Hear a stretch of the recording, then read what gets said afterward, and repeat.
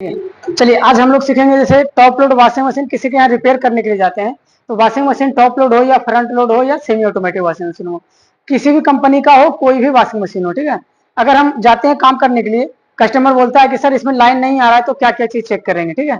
इसमें क्या बोल रहे हैं, लाइन नहीं आ रहा है, लाइन नहीं आ रहा है तो क्या प्रॉब्लम हो सकता है, क्या खराब हो सकता है, इन सारी चीजों को समझेंगे, ठीक है। तो देखिए सबसे पहले वॉशिंग मशीन के पास में पहुंचेंगे, सबसे पहले हमारा जो पहला टॉपिक आता है चेक करने के लिए वो हमारा बोर्ड होता है। जो घर के अंदर बोर्ड लगा हुआ है, जिस बोर्ड से सप्लाई वॉशिंग मशीन के अंदर जा रही है उस सप्लाई को पहले चेक करेंगे, ठीक है। तो यहाँ पे चेक करिए इस बोर्ड के अंदर में सप्लाई आ रही है कि नहीं आ रही है, ठीक है। यहाँ पे वोल्टेज चेक करेंगे, आ जाइए उधर से, यहाँ पे वोल्टेज चेक करिए कितना वोल्टेज आ रहा है। क्लैम्प मीटर को किस पे सेट किए हैं, वोल्टेज एसी वोल्टेज पे सेट किए हैं, ठीक है। अब यहाँ पे चेक करिए कितना वोल्ट बता रहा है, 33 वोल्ट बता रहा है, इसका मतलब करंट इसमें नहीं आ रहा है, ठीक है। इसका स्विच को ऑन करिए, उसके बाद फिर चेक करिए, ठीक है। अब कितना बता रहा है, 255 वोल्ट, मतलब अब इस करंट आया गया, मतलब इस बोर्ड तक लाइन आ गया, ठीक है। तो सबसे पहला स्टेप, सबसे पहले जिस बोर्ड से कनेक्शन वॉशिंग मशीन का किया हुआ है उस बोर्ड को चेक कर लिए। अब यहाँ तक सही है, मतलब इस बोर्ड में लाइन आ रहा है, ठीक है। अब इसका प्लग लगा करके चेक करेंगे फिर से, ये प्लग को यहाँ पे लगा लिए, प्लग लगाने के बाद में फिर यहाँ पे ऑन करके चेक करेंगे, ऑन कर रहे हैं, सप्लाई इसमें नहीं आ रहा है, इस वॉशिंग मशीन में सप्लाई नहीं आ रहा है। अब क्या चेक करेंगे, तो दूसरा स्टेप, अब क्या चेक करेंगे, ये जो हमारा लीड है, जो जिस लीड की मदद से वॉशिंग मशीन के अंदर में लाइन आ रहा है उस लीड को चेक करेंगे। उस लीड को चेक करने के लिए सबसे पहले स्विच को ऑफ करेंगे, यहाँ से प्लग को रिमूव करेंगे, पीछे का ये दोनों कवर को खोल लेंगे, मतलब यहाँ से 2 स्क्रू लगा हुआ है, स्क्रू को खोलने के बाद में इस कवर को ऊपर निकाल लेंगे, ठीक है। कवर को निकालने के बाद में देखिए अब यहाँ पे समझिए ये जो सप्लाई है कहाँ पे जा रहा है, देखिए ये मेन लीड है, मेन लीड का सप्लाई कहाँ पे पहुंच रहा है, यहाँ पे आ रहा है, ब्लैक और रेड, सॉरी ब्लैक और व्हाइट है, ठीक है। ये दोनों को यहाँ से सबसे पहले जैक निकालिए, इसको क्या करें, जैक से इसको बाहर निकाल लेंगे, जैक से बाहर निकालिए। अब यही दोनों लीड है, देखो एक ब्लैक है और एक व्हाइट है। अब यहाँ पे देखिए इस जो प्लग है, प्लग में भी लिखा हुआ है एन पॉइंट मतलब न्यूट्रल, एल पॉइंट मतलब लाइन और ई पॉइंट मतलब अर्थिंग का वायर, ठीक है। तो अर्थिंग का वायर किस कलर में होता है, हरा कलर में, ग्रीन कलर में, देखिए यहाँ पे ग्रीन कलर दिख रहा है, ये बॉडी के साथ लगा हुआ है, मतलब एक अर्थिंग का वायर तो मिल गया कि ये इससे कनेक्टेड होगा, ठीक है। अब ये दोनों में से कौन सा वायर है, लाइन का और न्यूट्रल का, तो न्यूट्रल कौन सा होता है, ब्लैक, तो ब्लैक किससे जुड़ा हुआ होगा, न्यूट्रल से, और एक हमारा बच गया व्हाइट, तो व्हाइट किससे जुड़ा होगा, लाइन वाला वायर से जुड़ा होगा, ठीक है। अब इन दोनों के बीच में दोनों वायर को चेक करिए, कंटिन्यूटी चेक करिए यहाँ से यहाँ तक कि ये वायर बीच में कहीं कटा तो नहीं है, ठीक है। लाइए इसको हम पकड़ के रखते हैं, क्लैम्प मीटर को सबसे पहले कंटिन्यूटी पे सेट करिए, मीटर को चेक करिए पहले कंटिन्यूटी पे सेट हुआ है कि नहीं, आवाज आ रहा है, ठीक है। अब चेक करिए, अब ब्लैक को या व्हाइट को लगा रहे हैं तो व्हाइट से लाइन को चेक करेंगे, तो देखिए व्हाइट से लाइन पे क्या आ रहा है, बीप की आवाज आ रहा है, बीप की आवाज आ रहा है, इसका मतलब क्या है, तार सही है। अब किसी दूसरे पे नहीं आना चाहिए, अब लाइन से न्यूट्रल पे चेक करिए, नहीं आ रहा है, अर्थिंग पे नहीं आ रहा है, इसका मतलब लाइन वाला वायर ठीक है। अब ब्लैक से न्यूट्रल को चेक कर लेंगे, ठीक है, बीप की आवाज आ रही है,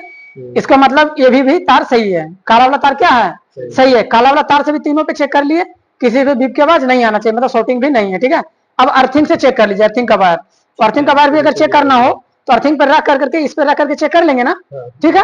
अब तीनों पे शॉर्ट नहीं होना चाहिए, ठीक है, तीनों एक दूसरे से शॉर्टिंग नहीं होना चाहिए। अब यहाँ पे ये सारी चीजें चेक कर ली, अब इतना समझ में आ गया कि लाइन यहाँ तक तो आ रहा है, मतलब इस वाली पार्ट तक लाइन आ रहा है, मतलब ये जो वायर है, ये जो लीड था वॉशिंग मशीन का वो सही है, 100% सही है, ठीक है। अब फिर से इसको लगा देंगे, यहाँ पे ब्लैक को ब्लैक के साथ में, व्हाइट को व्हाइट के साथ में लगा दीजिए, ठीक है,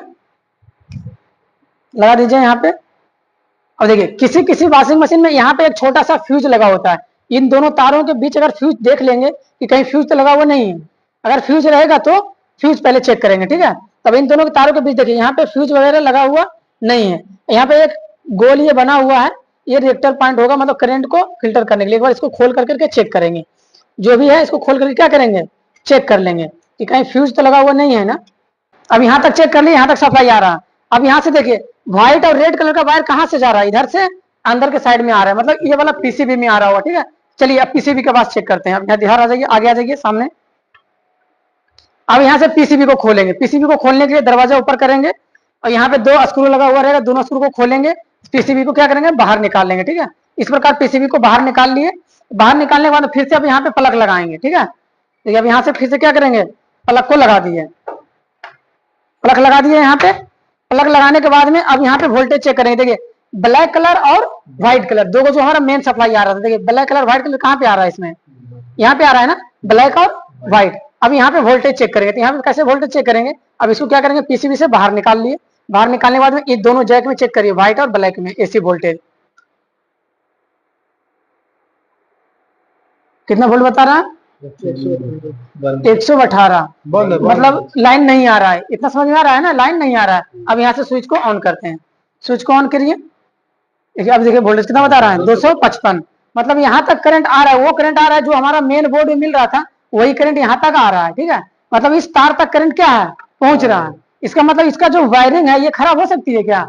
नहीं खराब है, क्योंकि यहाँ तक जो वोल्टेज है प्रॉपर वोल्टेज पहुंच रहा है यहाँ पे, तो तार खराब नहीं है। अब क्या खराब हो सकता है, तो अब इसमें खराब क्या देखना है कि अब इसे पीसीबी देख लीजिए, कहीं जला कटा फटा टूटा फूटा तो नहीं है, इन सारी चीजों को देख लेंगे, अगर ऊपर से दिख जाए तो ठीक है, नहीं तो फिर इसको खोल कर करके चेक करेंगे, ठीक है। तो चलिए अब पहले सबसे पहले लाइन को डिस्कनेक्ट कर देते हैं, यहाँ से लाइन को डिस्कनेक्ट कर दिए। अब सारे जो भी प्लग लगा हुआ है कनेक्टर से क्या करेंगे, बाहर निकाल लेंगे, दबा करके सभी को कनेक्टर से बाहर निकाल लेंगे। यहाँ से पीसीबी बाहर निकल गया, बाहर निकलने के बाद में अब इसको यहाँ पे रख करके अब इसको खोलिए, देखिए यहाँ पे 2 स्क्रू लगा हुआ है ना, 3 स्क्रू खोल करके इसको बाहर निकालेंगे। देखो पीसीबी को यहाँ से बाहर निकाल लिए, बाहर निकल गया। अब इसके अंदर 2 पीसीबी होता है, ये आपका मेन पीसीबी हो गया था जिसमें सप्लाई हम लोग दे रहे थे, और देखिए यहाँ से वायर लग कर करके ये पीछे के साइड में आ रहा है, मतलब ये डिस्प्ले है, ये क्या है, डिस्प्ले है, मतलब यहाँ पे लाइटें वगैरह सब चीज उगेगी, ठीक है। तो दूसरा ऑप्शन यहाँ पे अब क्या है कि अब यहाँ पे लाइन नहीं आ रहा था, तो लाइन नहीं आ रहा तो क्या होता, अब यहाँ पे स्विच को ऑन करके देखेंगे, देखिए अब यहाँ जो एक स्विच लगा हुआ था ना, देखिए पावर ऑन ऑफ का बटन का स्विच इसमें लगा हुआ था, यहाँ पावर का बटन था ना, अब यहाँ तक लाइन आ रहा है, इसका मतलब बोर्ड में फिर लाइन नहीं चल रहा था, बोर्ड में लाइन नहीं आ रहा है, इसका मतलब क्या है, स्विच भी खराब हो सकती है, हो सकता है स्विच को दबा रहे हैं तो ऑन ही नहीं हो रहा है, ठीक है। तो फिर से इसको लगा कर करके इस वाले स्विच को चेक करेंगे, अगर ऐसे निकाल करके समझ में नहीं आ रहा है कि कौन सा स्विच किसका है, तो फिर से इसको क्या करेंगे, इसमें लगे हुए रहने देंगे, ठीक है, इसको लगा हुआ रहने देंगे ऐसे ही।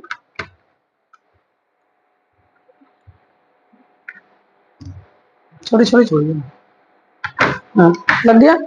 अब यहाँ पे सप्लाई को लगा कर करके अब यहाँ से लगे हुए में भी इसको पलट करके ऐसे इधर चेक कर लेंगे, ठीक है, कि कौन सा बटन किसका है, कौन सा पावर का है, कौन सा ऑन ऑफ का बटन है, ये सारी चीजें यहाँ से चेक हो जाएगा। तो देखिए पावर का बटन यहाँ पे ये वाला है ना, पावर बटन, तो ये हमको पता है, इसलिए हम इसको बिना लगाए अभी चेक करेंगे, ठीक है। अब इसको यहाँ से हटा देते हैं, यहाँ से हटाने के बाद देखिए पावर का बटन कौन सा है, ये वाला है, देखिए सबसे साइड में है, ऐसे भी आप इसमें मिला भी सकते हैं, देखिए ये सबसे क्या है, साइड में है, यहाँ पे सबसे साइड में ये पावर बटन है। अब इसको लगा करके एक बार चेक कर लेंगे, यहाँ पे पावर लाइन यहाँ पे लगा दिए, फिर से सप्लाई यहाँ पे देंगे, सप्लाई दे दिए। अब देखिए पावर वाला बटन को दबाएंगे तो ऑन, यहाँ पे ऑन होना चाहिए था, ठीक है, लेकिन ऑन नहीं हो रहा है, ठीक है, यहाँ से ऑन नहीं हो रहा, इसका मतलब है कि अब ये पीसीबी खराब हो सकती है। एक बार स्विच को चेक कर लेंगे अगर हो सके, क्योंकि इसमें ये पीसीबी जो होता है ग्लू डाला हुआ है पूरा, अगर आप रिपेयर करना जानते हैं तो इसको खोल करके आप चेक कर सकते हैं, ठीक है, नहीं तो फिर इसको पीसीबी रिपेयर करने के लिए इसको भेजेंगे, ठीक है, जहाँ पे पीसीबी रिपेयर होता है वहां से पीसीबी रिपेयर करा करके लेकर के आ जाएंगे, ठीक है, उसके बाद फिर इसको लगा देंगे। इतना चेक करना जरूरी होता है, कभी भी वॉशिंग मशीन में लाइन नहीं आवे, सबसे पहले बोर्ड चेक करेंगे, बोर्ड चेक करने के बाद में जहाँ पे लाइन जा रहा है वहां पे चेक करेंगे, लाइन चेक करने के बाद में पूरा वायर चेक कर लेंगे, वायर सही है या खराब है, अगर वायर पूरा कुछ सब कुछ सही है, लाइन बोर्ड तक पहुंच रहा है, मतलब पीसीबी के पास लाइन पहुंच रहा है फिर भी नहीं काम कर रहा है, इसका मतलब ये जो बोर्ड है हमारा ये खराब है, ठीक है, ये पीसीबी बोर्ड खराब है, इसको रिपेयर के लिए भेजेंगे, ठीक है, कोई दिक्कत, ठीक है।